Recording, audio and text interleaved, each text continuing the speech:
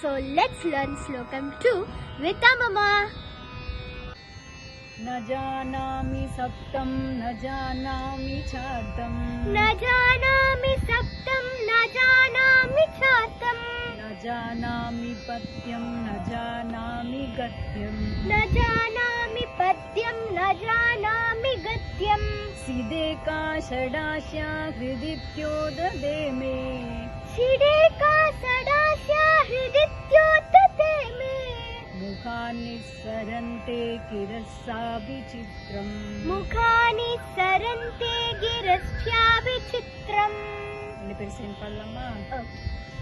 न जानामि सप्तं न जानामि चार्तं न जानामि पद्यं न जानामि गद्यं शिडेका षडास्या हृदित्योददे मे मुखानि सरन्ते गिरस्याभिचित्रम्